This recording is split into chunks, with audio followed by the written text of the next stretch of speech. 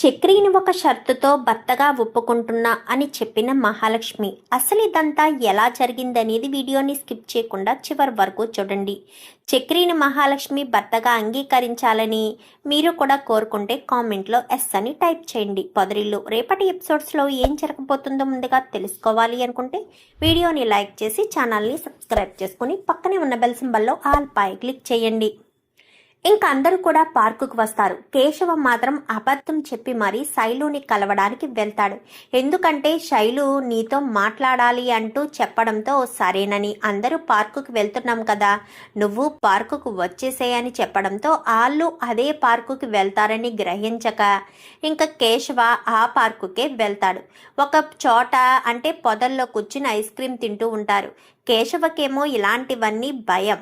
ఎందుకంటే అమ్మాయిలతో కూడా ఎప్పుడు కూడా మాట్లాడింది లేదు. శైలు కొంచెం డేరింగ్ అండ్ డాషింగ్గా ఉండడంతో కేశవనుతో దగ్గరగా కూర్చుని ఇంకా తనతో మాట్లాడుతూ ఉంటుంది. నీకేంటే నువ్వు బాగానే ఉన్నావు, తెలిసిన వాళ్ళు ఎవరైనా నా ఇంట్లో వాళ్ళకి చెప్తే వాళ్ళు ఊరుకుంటారా అంటూ ఇంకా మాట్లాడేసరికి అప్పటికే వాళ్ళని కన్నా చూసేయడం, అక్కడ ఉన్న వాళ్ళందరినీ తీసుకొచ్చి చాటుగా ఉంచి చూడడంతో ఇంకా ఒక్కొక్కరి గురించి వాళ్ళు ఇలాంటి వాళ్ళు అలాంటి వాళ్ళు, కన్నా ఇలాంటి వాడు, మహాలక్ష్మి ఇలాంటిది అంటూ వివరించి అన్నీ కూడా చెప్తారు. ఎందుకంటే అక్కడ వాళ్ళు చూస్తున్నారన్న విషయం కేశవకు తెలియదు కాబట్టి వాళ్ళంతా కోపంతో ఉంటారు. కానీ ఇంటికి వచ్చిన తర్వాత చెప్దాము అన్న ఉద్దేశంతో అందరు కూడా బయటికి వచ్చేస్తారు. కానీ కన్నా మాత్రం బాగా కోపం పెంచుకుంటాడు. డిగ్రీ కూడా పాస్ అవ్వడం రాదు అంటూ హేళన చేశాడు అని పల్లీలు పట్టుకుని పల్లీలు అంటూ వెళ్ళి విసిగించడానికి వెళ్ళేసరికి పల్లీలు తీసుకుంటారా సార్ అని చెప్పాను. కానీ హాయ్ ఇవ్వు అనేసరికి ఏయ్ నువ్వేంట్రా ఇక్కడ అని చెప్పాను. కానీ నువ్వేంటన్నయ్యా ఇక్కడ బైకు డెలివరీ ఇవ్వాలి అన్నావు, ఇదేనా బైక్ డెలివరీ, ఈవిడికేనా బైక్ డెలివరీ ఇచ్చేది అనేసరికి ముంగిసా ఎవరి అబ్బాయి అనగానే అదే నేను చెప్పానే కన్నా నా చిన్న తమ్ముడు అని చెప్పనేసరికి హాయ్ కన్నా అని చెప్పాను. కానీ హాయ్ ముంగిసొదిన హాయ్ బుస్సొదిన అని చెప్పి మాట్లాడేసరికి నీకు మా పేర్లు కూడా తెలుసా అనగానే మీ నిక్ నేమ్లు అన్నీ తెలిసి వదిన అనేసరికి రే పదనరా మీరిక్కడికి వచ్చారేంటి అనగానే మేము ఇదే పార్కులో ఉన్నాం, ఇందాక నువ్వు మాట్లాడేవి కదా అన్ని మాటలు ఇంట్లో వాళ్ళు వినేశారు, ఇంటికి వచ్చాక నీకు ఉంటుంది, బాయ్ బుస్సొదిన అనుకుంటూ అక్కడి నుంచి వెళ్ళి పల్లీలు వాడికి ఇచ్చేసి అక్కడి నుంచి కాస్త వాడి ఇరుక్కున్నాడు. పదండి వెళ్దామని అందరూ కూడా అక్కడి నుంచి వెళ్ళిపోతారు.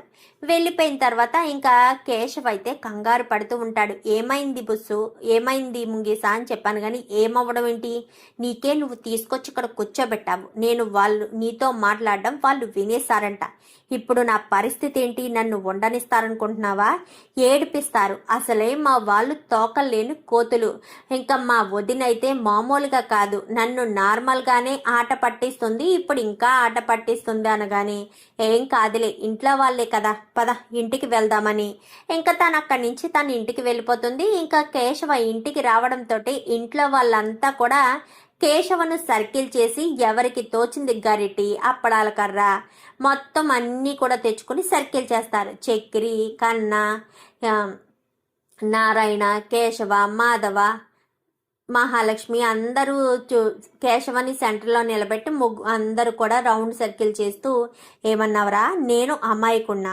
నేను గాలికి తిరిగే బేవర్స్నా, నేను అమ్మోర్నా, భద్రకాళినా అంటూ ఇంకా అందరూ కూడా కొడతారు. కొట్టేసరికి సారీ అనగానే నువ్వు నీ లవర్ని గొప్ప చేసుకోవడం కోసం, నీ లవర్ ముందు నువ్వు గొప్పగా ఉండడం కోసం ఎన్ని చేస్తావా అంటూ మళ్ళీ కొట్టేసరికి సారీ అంటూ అందరికీ క్షమాపణ చెప్తాడు. చెప్పేసరికి అందరూ కూడా నవ్వుకుంటారు. ఇంకా మీరిద్దరూ ఇలానే ఉండండి, సంతోషంగా ఉండండి అన్నయ్య మరి వాళ్ళ ఇంట్లో అనేసరికి చూద్దాం ఏం జరుగుతుందో అంటూ ఇంకా చెప్తాడు మాధవ్. అయితే చెప్పడంతో సరేనని అక్కడి నుంచి వెళ్ళిపోతారు. వెళ్ళిపోయిన తర్వాత అంతా బాగానే ఉంటుంది. బాగానే ఉన్న తర్వాత ఇంకా మహాలక్ష్మి మరుసటి రోజు ఆఫీస్కి వెళ్ళేటప్పుడు చక్రి నేను మిమ్మల్ని డ్రాప్ చేస్తాను అని చెప్తాడు. ఎందుకు, మీరెందుకు అనగానే నేను మీతో మాట్లాడాలి అనేసరికి సాయంత్రం వచ్చాక మాట్లాడదాం అనగానే లేదు నేను ఇప్పుడే మాట్లాడాలి, పదండి వెళ్దామని చెప్పాను కానీ ఇంకా వెళ్ళిపోతారు.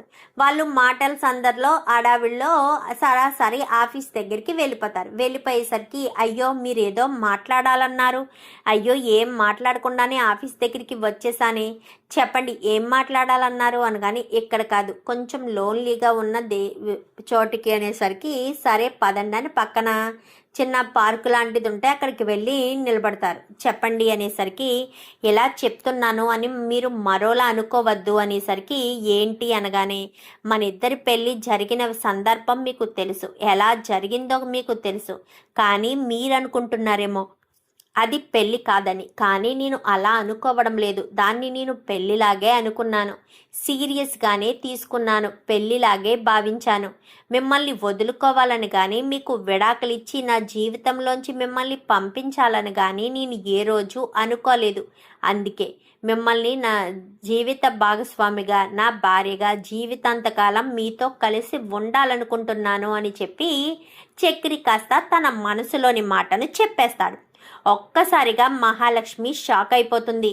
మహాలక్ష్మి గారు ఏం మాట్లాడరేంటి, చెప్పండి అని చెప్పనేసరికి అది అనగానే చెప్పండి మహాలక్ష్మి గారు మీ ఉద్దేశం ఏంటి, నా మనసులో ఉన్నదైతే ఇది, నేను మిమ్మల్ని వదులుకోవాలని అనుకోవడం లేదు అనగానే నేను ఇప్పుడు ఏ విషయం చెప్పలేను, బాగా ఆలోచించి సాయంత్రం చెప్తాను అని చెప్పి మహాలక్ష్మి కాస్త ఆఫీస్కి వెళ్ళిపోతుంది. మహాలక్ష్మి గారు అని ఎంత పిలుస్తున్నా వినిపించుకోకుండానే వెళ్ళిపోతుంది.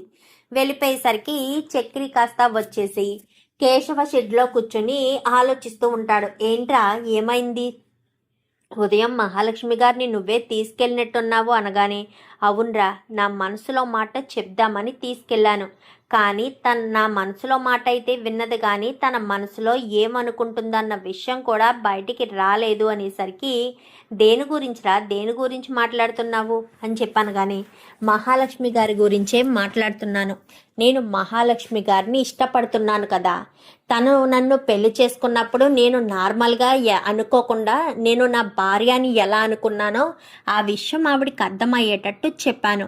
ఆవిడ ఏం చేస్తుందో ఎలాంటి నిర్ణయం తీసుకుంటుందో నాకు భయంగా ఉందిరా అని చెప్పాను. కానీ ఎందుకురా భయపడుతున్నావు, దేనికి అంత భయపడవలసిన అవసరం అనగానే ఏం చేయమంటావు, నేనైతే ఆవిడికి చెప్పేశాను మహాలక్ష్మి గారు నేను మిమ్మల్ని భర్తగా అంగీకరించాలి, అంటే మిమ్మల్ని నేను భార్యలా అనుకుంటున్నాను, పెళ్లి చేసుకోవడం మీకు ఏదో యాదృచ్ఛికంగా లేదంటే మిమ్మల్ని ఆ ఇంటి నుంచి కాపాడడం కోసం అయ్యి మీరు అనుకోవచ్చు, కానీ నేను అలా అనుకోలేదు, నేను దీన్ని నిజం పెళ్లిలాగే అనుకున్నాను, ఎప్పటికీ మీతో కలిసి ఉండాలనే అనుకుంటున్నాను, దయచేసి నా నుంచి దూరం కావద్దు, మీరు ఒప్పుకుంటే మీ భర్తగా మారుతాను, మిమ్మల్ని నా భార్య అనుకుంటున్నానంటూ చెప్పాను. మరి దానికి ఆవిడ ఏమంటారో ఏంటో అనగాని మరి సమాధానం చెప్పలేదా, ఏదో ఒకటి చెప్పేస్తుంది కదా అనగానే అదే నాకు అర్థం కావట్లేదు, తనకు ఇష్టం లేదు అంటే నాకు ఇష్టం లేదని మొహం మీదే చెప్పే మనిషి ఇప్పుడు నేను చెప్పలేను, నేను సాయంత్రం చెప్తాను అంటూ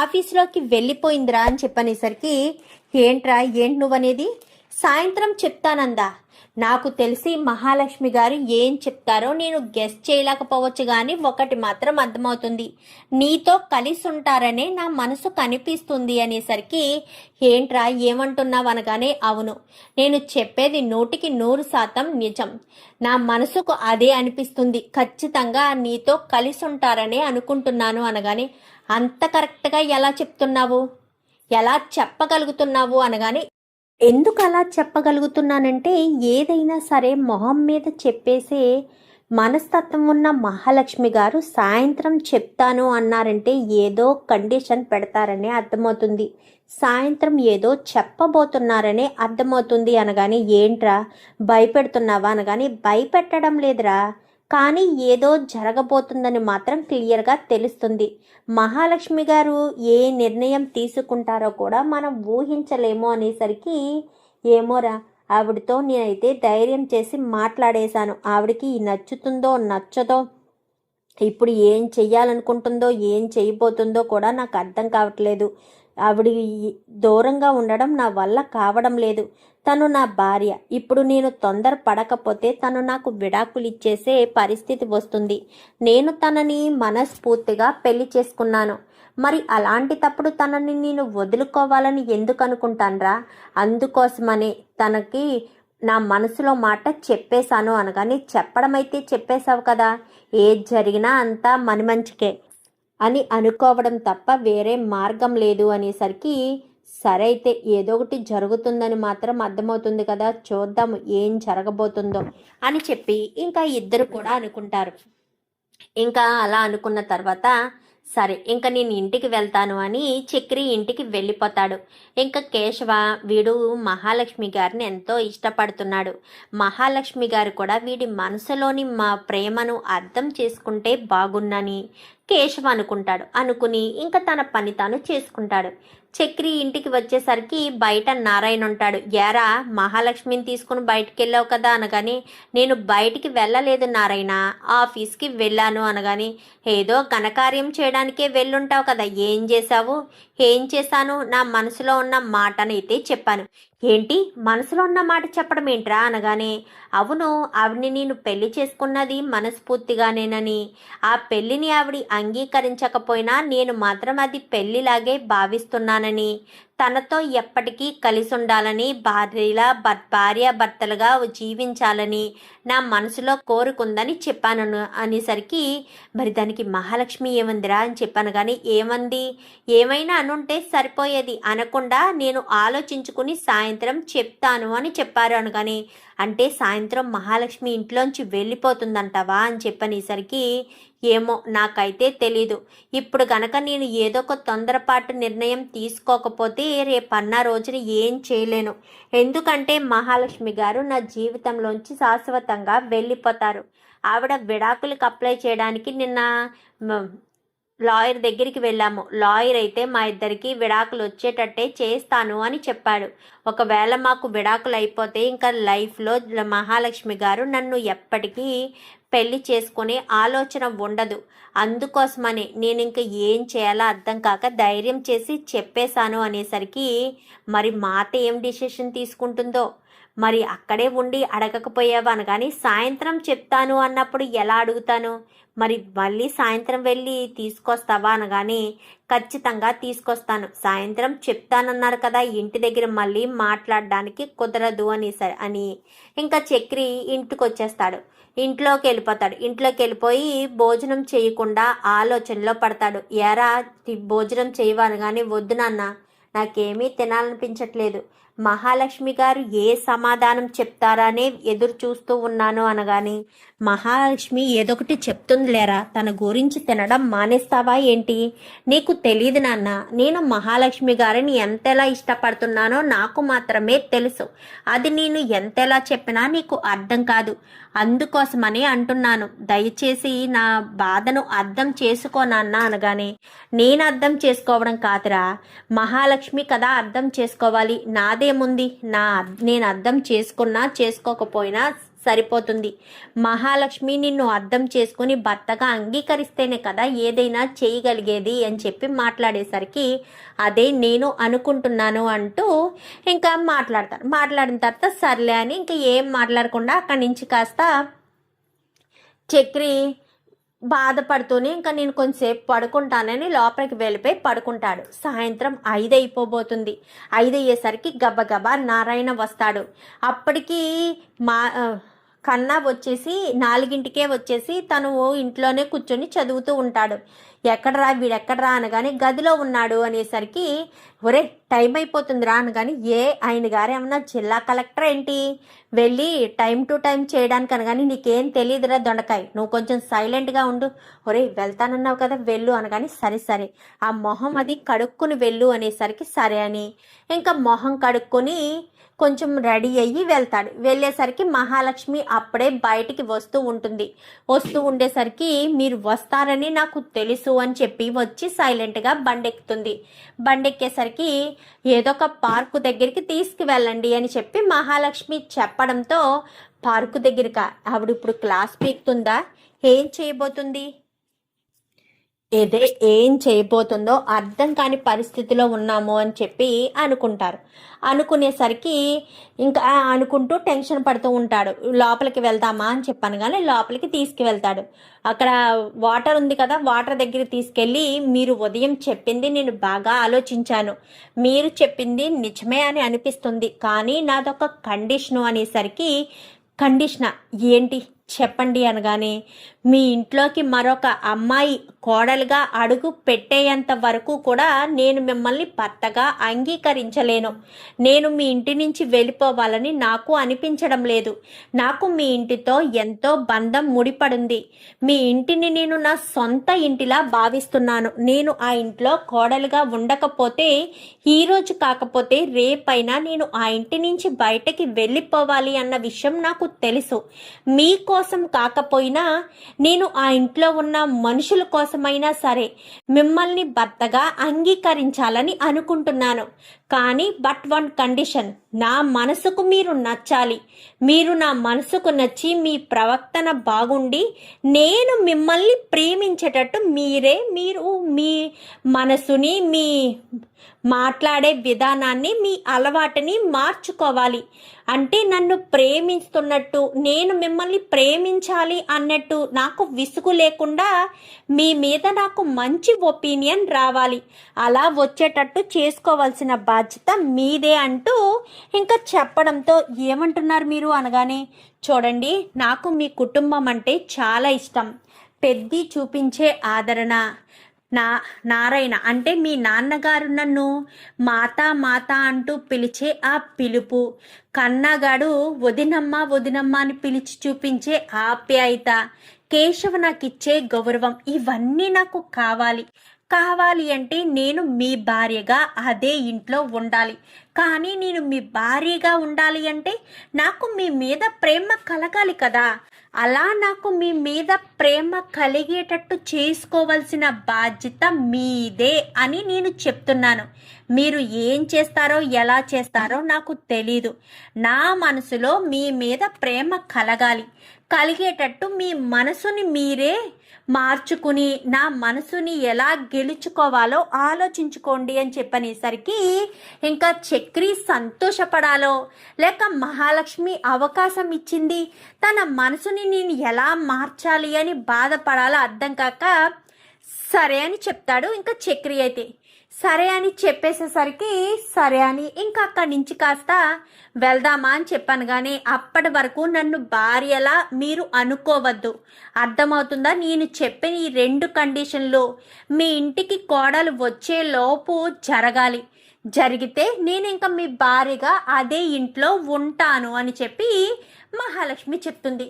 చెప్పడంతో సరే అని అక్కడి నుంచి కాస్త చక్రి ఇంటికి తీసుకొచ్చేస్తాడు. మనిద్దరి మధ్య జరిగిన ఈ విషయం పెద్దికి వీళ్ళెవ్వరికి తెలియకూడదు, అర్థమవుతుందా? మళ్ళీ వాళ్ళు బాధపడతారు అనేసరికి చెప్పను అని ఇంకా వాడు కాస్త ఏం చేస్తాడంటే మహాలక్ష్మిని అక్కడ దింపేసి సరాసరి కేశవ దగ్గరికి వెళ్తాడు. నువ్వు ఎప్పుడెప్పుడు వస్తావా అని చూస్తున్నాను రా అనగానే, మహాలక్ష్మి గారు నన్ను ఇష్టపడ్డారో లేదో ఏమీ అర్థం కావట్లేదురా అనగానే, అసలు ఆవిడ ఏం చెప్పిందో చెప్పు ఫస్ట్, అప్పుడు నేనేం చెయ్యాలో చెప్తాను అనగానే, మహాలక్ష్మి గారు వచ్చారా, నన్ను భర్తగా అంగీకరించాలి అంటే నేను తనని ఇంప్రెస్ చేసి తనకు నా మీద ప్రేమ కలిగేటట్టు చేసుకోవాలంట. అది కూడా ఆ ఇంటికి అంటే మన ఇంటికి వేరే అమ్మాయి కోడలుగా వచ్చేలోపు చేసుకోవాలంట. అప్పుడు ఆవిడ తను మన ఇంటి నుంచి వదిలి వెళ్ళదంట. మన ఇంట్లో వాళ్ళందరూ ఇష్టమేనంట, కానీ నేను తప్ప. నా మీద ప్రేమ కలగాలి అంటే నేనే తన మనసుని మార్చాలంట. ఇంత చెప్పారు అనగానే దీన్ని బట్టి నాకు ఒకటి అర్థమైంది. తనకి మన కుటుంబం కావాలి, మన కుటుంబంలో ఉండాలి అంటే ఒక రీజన్ కావాలి. అది నీ భార్య అనే రీజన్ అయితే తనకు ఓకే, కానీ నువ్వంటే తనకు ఇష్టం లేదు, నీ మీద తనకు ప్రేమ లేదు. ఆ ప్రేమ కలిగేటట్టు చేసుకోవాల్సిన బాధ్యత నీదే అని ఆ బాధ్యతను నీకు అప్పగించారు అనేసరికి నాకు అర్థమవుతుందిరా. కానీ మహాలక్ష్మి గారి మనసును మార్చే ఆలోచన నాకు రావడం లేదు. తప్పకుండా దొరుకుతుందిరా చక్రి. మహాలక్ష్మి గారి మనసును నువ్వు మార్చగలవు, ఆవిడ్ని నువ్వు ఇష్టపడగలవు. నువ్వు చెయ్యి. ఇక మీదట నువ్వు ఏ పని చేసినా ఒకటికి 2 సార్లు ఆలోచించి ఏం చెయ్యాలో ఎలా చెయ్యాలో అని ఆలోచించుకుని ప్రతి క్షణం తొందరపడి నిర్ణయం అనడం కానీ తొందరపడి మాట్లాడడం కానీ ఏది చేయకు. ఆచితూచి అడిగేయడం అంటారు చూడు, అలా చేస్తేనే నీకు మహాలక్ష్మి గారు దక్కుతారు. నువ్వు చేసే ప్రతి పనికి తను ఇంప్రెషన్ కావాలి. ఒకటి చెప్తాను విను, తనను ఇంప్రెస్ చేయడానికి ఏ పని చెయ్యొద్దు. నువ్వు నార్మల్గా నీ పని చూసుకో. తనకు చూసేటట్టుగా ఇంప్రెస్ అయ్యేటట్టుగా ఏదైనా నువ్వు చేసావంటే ఖచ్చితంగా దొరుకుతావు. నువ్వు కావాలనే చేస్తున్నావని. అలా కాకుండా నువ్వు చెయ్యాలనుకున్నది చేసారా, నువ్వొకటి నమ్ముతావు కదా, ఆ భగవంతుడే నిన్ను మహాలక్ష్మి గారిని కలిపాడు అని. ఆ భగవంతుడు మీ ఇద్దరిని కలిపిన భగవంతుడే మీ ఇద్దరిని ముడివేస్తాడు. అది మాత్రం ఆలోచించుకుని ఇక మీదట ఏం చేసినా జాగ్రత్తగా చెయ్యి. మహాలక్ష్మి గారు చూడాలని మాత్రం చెయ్యకు. నీ పన్ను చేసుకుని వెళ్ళిపో. ఆ సమయానికి మహాలక్ష్మి గారి చూస్తారు. అర్థమవుతుందా అని చెప్పనేసరికి సరే సరే ఇక మీదట నేను అలానే చేస్తాను అని చెప్పి ఇంకా చక్రి అంటాడు, మరి ఈ విషయం ఎవరికి చెప్పొద్దని చెప్పినట్టున్నారు. చెప్పొద్దని చెప్పారు, ఇంట్లో వాళ్ళు ఎవరికి చెప్పను. నువ్వు నా ఫ్రెండ్ కదా, నా తమ్ముడైనా నా ఫ్రెండ్ అయినా ఏదైనా నీకే చెప్పుకుంటాను కాబట్టి నీకు చెప్తున్నాను అనగానే, చూడు చక్రి, మహాలక్ష్మి లాంటి అమ్మాయి నీకు భారీగా దొరకడం చాలా అదృష్టం. అలాంటి అమ్మాయి నిన్ను భర్తగా అంగీకరించడానికి నీకే అవకాశం ఇచ్చింది అంటే నువ్వు ఈ అవకాశాన్ని సద్వినియోగం చేసుకోవాలి. ఖచ్చితంగా సద్వినియోగం చేసుకుని నువ్వు చాలా జాగ్రత్తగా ఆ మహాలక్ష్మి గారి మనసుని గెలుచుకోవాలి అనేసరికి సరే తప్పకుండా గెలుచుకుంటాను అని చెప్పి ఇంకా చక్రి కాస్త చెప్తాడు. సరే వెళ్ళైతేనే అనగానే సరే అని వెళ్ళేటప్పుడు మహాలక్ష్మి గారికి ఒక చీర కొనుక్కుని పట్టుకెళ్ళానా కానీ ఇప్పుడు నా దగ్గర డబ్బులు లేవు కదా అనగాని, నీకు రేపటితో 1 నెల రోజులు అయిపోతుందిరా. రేపు డ్రైవింగ్ లైసెన్స్ వచ్చేస్తుంది. రేపటి నుంచి ట్రిప్పులకి వెళ్తావు కాబట్టి ట్రిప్పుకి వెళ్ళొచ్చిన తర్వాత అప్పుడు సారీ కొనుక్కున్నట్టుకెళ్ళు. ఇప్పుడు ఒకవేళ నువ్వు కొనుక్కుని తీసుకెళ్ళినా ఆ డబ్బులు నీవి కాదు, వేరే వాళ్ళు ఎవరో ఇచ్చారు అని ఖచ్చితంగా మహాలక్ష్మి గారు అనుకుంటారు. ఆ అనుకునే ఆలోచన తనకెందుకు రప్పించడం. అందుకే నువ్వు ఇంకా మహాలక్ష్మి గారికి రేపు ఎప్పుడో తీసుకెళ్ళివు అంతే, అంతకు మించి ఏమీ లేదు. కొంచెం మనసు తెలుసుకుని మసులుకో అని చెప్పి ఇంకా చక్రి కాస్త చెప్తాడు. చక్రికి కేశవ కాస్త చెప్తాడు. చెప్పేసేసరికి సరేరా ఇక మీదట ఇలానే ఉంటాను. మహాలక్ష్మి గారి మనసుని ఎలా గెలుచుకోవాలి, ఎలా ఆవిడతో ప్రేమగా ఉండాలి, ఎలా తనతో హ్యాపీగా ఉండాలి అనేది మాత్రమే తెలుసుకుంటాను అని చెప్పి ఇంకా చక్రి చెప్పి అక్కడి నుంచి వెళ్ళిపోతాడు. ఇంకా ఇంటి దగ్గర మహాలక్ష్మి నేను తీసుకున్న నిర్ణయం మంచిదేనా అని దేవుడికి దండం పెట్టుకుంటూ, చక్రిని నేను భర్తగా అంగీకరించొచ్చా, చక్రి నన్ను ఇంప్రెస్ చేస్తాడా అని దండం పెట్టుకుంటుండగా దేవుడు పటం నుంచి ఒక పువ్వు అలా పడుతుంది. పడేసరికి అప్పుడే మాత వస్తాడు. ఏంటమ్మా మహాలక్ష్మి, దేవుణ్ణి ఏదైనా కోరుకున్నావా, ఆ కోరిక ఖచ్చితంగా నెరవేరుతుందిలే. దేవుడి నుంచి పువ్వు పడింది కదా, అలా దేవుడికి దండం పెట్టుకున్నప్పుడు అక్కడి నుంచి పువ్వు పడితే ఖచ్చితంగా అది నెరవేరుతుందని అంటారు అని చెప్పనేసరికి, అవునా పెద్ది, నిజంగా నేను అనుకున్నది జరుగుతుందా అనగాని, ఖచ్చితంగా జరుగుతుందమ్మా. ఇంతకీ నువ్వు అనుకున్నది ఏంటి అనగాని, అయ్యాక ఖచ్చితంగా నీకే మొదట చెప్తాను పెద్ది అని చెప్పి మహాలక్ష్మి కాస్త చెప్పడంతో సరేనమ్మా నేను టీ పెట్టి తీసుకొస్తాను అని మహాలక్ష్మి కాస్త లోపలికి వెళ్ళిపోతుంది. మాధవ్ కాస్త టీ పెట్టడం కోసమని వంటగదిలోకి వెళ్ళిపోతాడు. మరి ఇప్పుడు మహాలక్ష్మి చెప్పిన షరతుని మీరకుండా తను మనసులో ప్రేమ కలిగేటట్టు చక్రి ఏం చేయబోతున్నాడు, మహాలక్ష్మి మనసుని ఎలా మారుస్తాడు, ఇదంతా కూడా రాబోయే ఎపిసోడ్స్లో చూసి తెలుసుకునేద్దాం. మా వీడియో కనుక మీకు నచ్చినట్లయితే వెంటనే లైక్ చేసి మా ఛానల్ని సబ్స్క్రైబ్ చేసుకుని పక్కనే ఉన్న బెల్ సింబల్లో ఆల్ పై క్లిక్ చేయండి. ఇలా చేయడం వల్ల మేము పెట్టే ప్రతి వీడియో నోటిఫికేషన్ రూపంలో ముందుగా చూడగలుగుతారు. Thank you for watching.